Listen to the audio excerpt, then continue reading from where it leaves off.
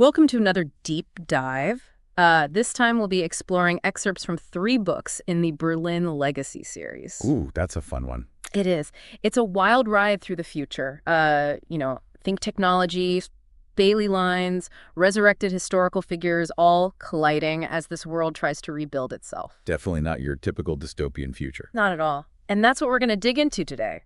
How this world is piecing itself back together and what new dangers lurk under the surface. Sounds good.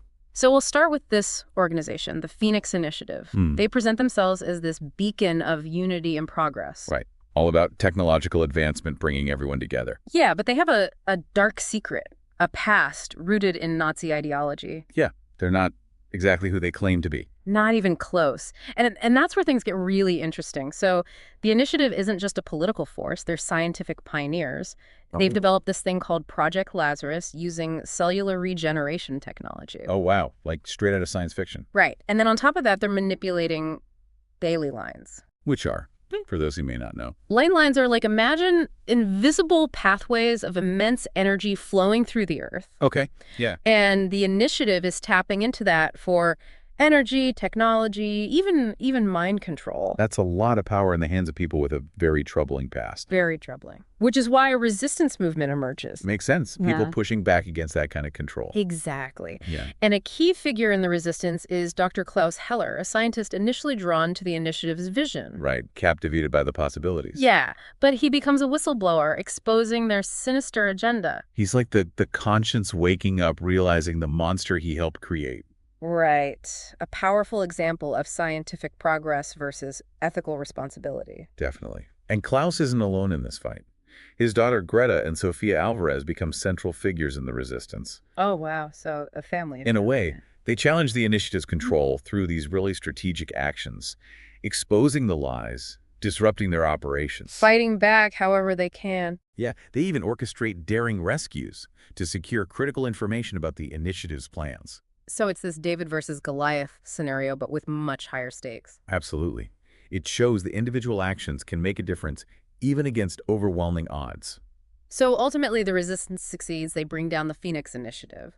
But instead of finding peace, a new set of challenges arises. Yeah, things rarely go as planned. It's like the saying, out of the frying pan and into the fire. Right. So the fall of the initiative creates this power vacuum, and it's quickly filled by new factions, all vying for control. And these aren't just your average political groups. We're talking resurrected historical figures. Hold on, resurrected historical figures. You're going to have to explain that one. Imagine Ramses II, Cleopatra, Genghis Khan, all brought back to life with their memories and ambitions. Wow, talk about a blast from the past. How are they handling this futuristic landscape? Each in their own way, Ramses II leads a faction called Zion. He leverages ancient wisdom and Lee-line mastery to control the Middle East. It's like ancient knowledge meets future tech. It's exactly a very potent combination. And Cleopatra, where does she fit in? She's as sharp as ever, using her political skills to navigate alliances and rivalries in Europe. It's almost like history is repeating itself, but with a futuristic twist. And this struggle isn't just for political dominance, it's for control over forces that can shape reality itself. The ley lines are at the heart of it all. Absolutely. Whoever controls them controls the future. Which explains why everyone's trying to master their power. But the series doesn't shy away from the dangers of manipulating such potent forces. Remember the Vienna ley line stabilization effort? Yeah, that almost ended in catastrophe because of interference from clay line cults. Right. And then there's the Serpent's Whisper. This ancient force linked to the ley lines that's awakening. Okay, now that sounds ominous. It is. Yeah. It suggests there's something much bigger at play. Maybe the ley lines aren't just energy pathways. What else could they be? Maybe they're sentient. Maybe they have a will of their own. And on top of all that, we have the metasphere to contend with. Ah, yes, the metasphere. A virtual reality landscape so advanced, it's becoming intertwined with the real world. So not just a game anymore. No, it's another battleground for control and manipulation. Can you give us some examples? Sure. Take virtual Jerusalem. It's Ramses II's attempt to shape perceptions through virtual reality. So he's controlling the narrative. Exactly. And then there's Project Chimera, a corporate initiative using neural augmentation. But for what purpose? Well, it's marketed as a way to improve productivity, but their motives are ethically questionable. It sounds like the initiative's obsession with control was just the tip of the iceberg. It might be. We're seeing a whole new breed of threats emerge. Threats even more insidious than what came before. Possibly. We have corporations like Google and Tesla Dynamics manipulating the ley lines and the metasphere for their own gain. And what about their goals? What are they after? Control power, reshaping society according to their vision. So it's not just political power grabs anymore. It's corporate agendas and the potential for a very dystopian future. And a prime example of this is Project Shadowhand, a corporate scheme aiming to control Earth's primary power source. Wow, they're not messing around. Nope. They want to reshape society according to their own vision. It seems like every time humanity solves one problem, a new, even more complex one pops up. That's the nature of progress. Yeah. It often comes with unforeseen consequences. And speaking of unforeseen consequences, have you heard about the orbs? Orbs, no. Fill me in. They're these mysterious entities appearing across the globe. And what do? They amplify the intent of those who interact with them. So they can be used for good or evil. Exactly. They can amplify healing and creation, or greed and hatred. That's a lot of power to wield. Who's trying to control them? Every faction. The Reich is developing Tesla disruptors to manipulate the orb's energy. So they're going for a more forceful approach. It seems so. Then you have Zion with their confluence array trying to harness the orb's power. A blend of old and new tech. Right. And then there's the resistance. They're racing against time to understand the orbs before it's too late. It's a global scramble for control. And the fate of humanity hangs in the balance. It does. It's a complex situation with no easy answers. This has been an intense deep dive so far. We've barely scratched the surface. We've set the stage.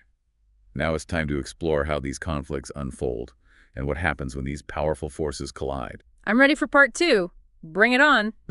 Okay, so we're back, and it's crazy to think that bringing down the Phoenix Initiative didn't exactly solve everything. Right. It's almost like trading one set of problems for another, sometimes even worse. Yeah, exactly. It's not just a change in who's in charge. It's like the whole nature of power itself is shifting. Definitely. It's not just about brute force anymore. It's about manipulating perceptions. Yeah. Eroding free will, leveraging technology for personal gain. So much more insidious. Way more. It's like the old saying, the enemy of my enemy is my friend. Doesn't really apply here. No, not at all. Bringing down the initiative just reshaped the battlefield. So what are some of these new threats? What popped up in that power vacuum? Well, you have the rise of corporations like Google and Tesla Dynamics. Mega corporations always a recipe for trouble. Right. They've stepped into the void left by the initiative, and they're not just seeking profit.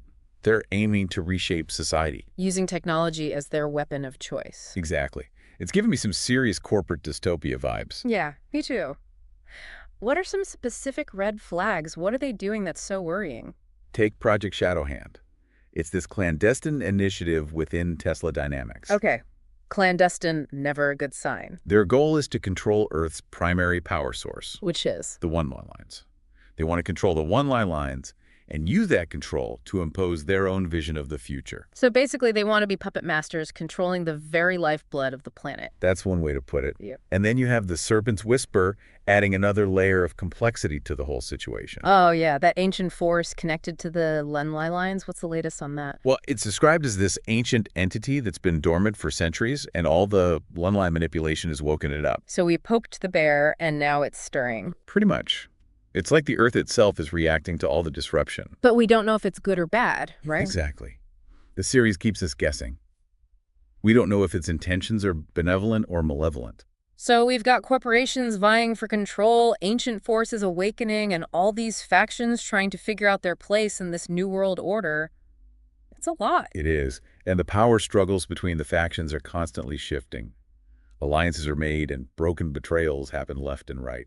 So even with advanced technology and resurrected historical figures, human nature is still driving the bus. Oh, absolutely. Ambition, greed, the desire for power, those haven't gone anywhere. Makes you wonder if we're really capable of learning from our mistakes. That's the big question, isn't it? And the series really explores this through its characters. Take Ramses II, for example. Yeah, the leader of Zion. He's convinced he's a god king destined to rule, and he's ruthless in his pursuit of power. So basically a dictator with a messiah complex. Pretty much. He'll use any means necessary to achieve his goals. Not exactly someone you want in charge. What about the other historical figures? How are they approaching things? Well, Cleopatra is as cunning as ever. She leads a faction that wants to restore the glory of ancient Egypt. Of course she does. And she's not afraid to use her charm and intelligence to get what she A wants. classic manipulator. You could say that. Hmm. And then you have Genghis Khan. He leads the faction called Chipan, and he's all about strategy and logistics. He was known for being a brilliant military leader. Right? Exactly. He sees the ley lines as a tool to be exploited, and he's not afraid to use force when necessary. So each of these historical figures brings their own baggage to the table. Definitely. It's like watching history repeat itself, but with a futuristic twist. It's fascinating and terrifying at the same time. But amidst all this focus on powerful individuals, I'm curious about the everyday people. How are they being affected by all this chaos? The series doesn't shy away from showing the human cost of these power struggles. You see refugees fleeing war-torn areas, communities struggling to rebuild after ley line disasters. So it's not just a game for these people, it's their lives. Exactly. It's a reminder that these conflicts have real consequences. They're not just abstract power plays. Yeah, it's easy to get caught up in the intrigue and the technology, but ultimately it's the human stories that matter. Absolutely. And the series does a great job of highlighting that. But it's not all doom and gloom. There are glimmers of hope, too. Oh, good. I was starting to lose hope myself. Tell me more. Here you have characters like Anya Volkov, a resistance fighter, who risks everything to protect civilians. So there are still people fighting for what's right. Yes, and Dr. Klaus Heller is another example. He's dedicated himself to undoing the damage caused by Project Lazarus. Trying to atone for his past mistakes. Exactly. So even in the midst of all this darkness, there are people who represent hope and resilience. It's good to be reminded of that, but even those acts of courage come at a cost, right? Of course. This world is dangerous, and victories are hard won. So we have a complex web of power struggles, a collision of ancient forces and modern technology, and a glimmer of hope amidst the darkness. It's a lot to unpack. It is. And we're not done yet. We Well- still need to talk about those orbs in more detail. Those mysterious entities that amplify intent.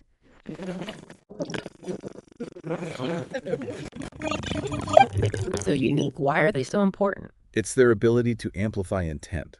They can magnify both the best and worst aspects of human nature, It's like they're holding up a mirror to our souls. in a way. And that's why they've become the focal point of so much conflict. Everyone wants to control them. Because whoever controls the orbs controls the future. Exactly.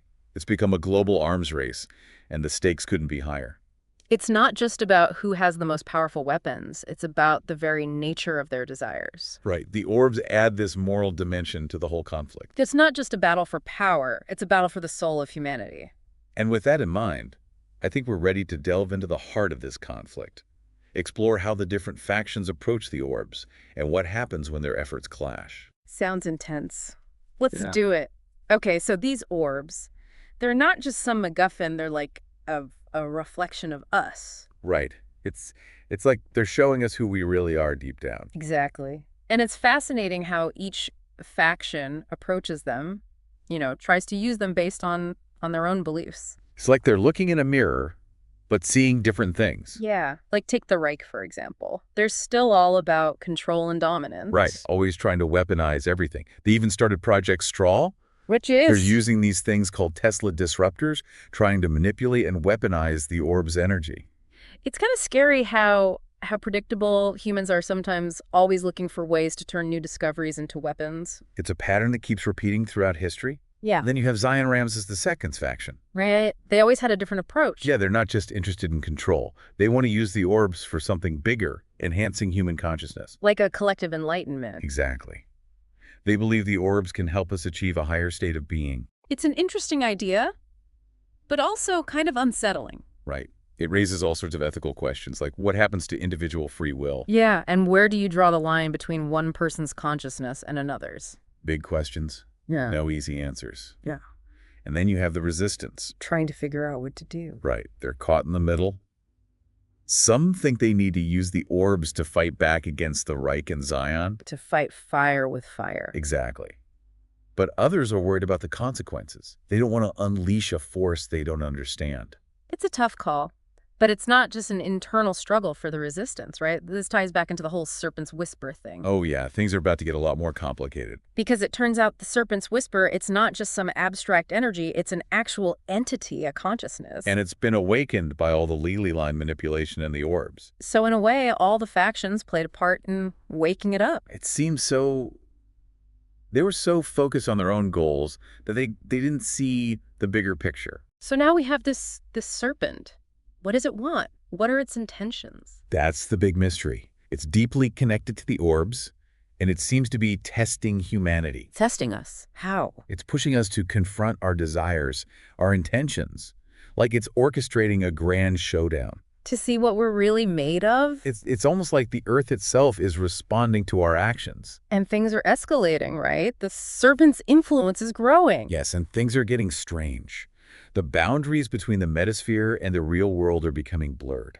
That virtual reality world, it's bleeding into our reality. Exactly, and the serpent is using the orbs to amplify this effect. So everything's becoming more unstable, more unpredictable. Right, the rules no longer apply. The characters are caught in this chaotic transformation, struggling to survive. So it's not just a battle for control anymore, it's a battle for survival. In a way. But the serpent, it's not just trying to destroy the world. It wants to reshape it. But according to what? What does it want the world to look like? We don't know. It's a mystery. The series leaves us with a lot of unanswered questions. So we have this world rebuilding itself, shifting alliances, powerful historical figures, a mysterious entity testing humanity, and a reality that's coming apart at the seams. It's a lot to take in. It is. It's a complex story, but it's also a very human one. Because ultimately it's about choices, right? The choices we make as individuals and as a species. Exactly. And the Berlin legacy, it challenges us to think about those choices and consider the consequences. And to ask ourselves, what kind of future do we want to create? Are we using our power for good or for evil? Big questions. Questions worth pondering. And that's what makes this series so compelling. It doesn't give us easy answers. Well, this deep dive has definitely left me with a lot to think about. Thank you for joining us on this journey through the Berlin legacy. It's been a pleasure. And as always, we encourage you to explore the series for yourself and draw your own conclusions. Until next time, keep questioning, keep exploring, and remember the future is not set in stone. It's shaped by the choices we make. Every single day. We have the power to create the world we want to live in. Let's choose wisely.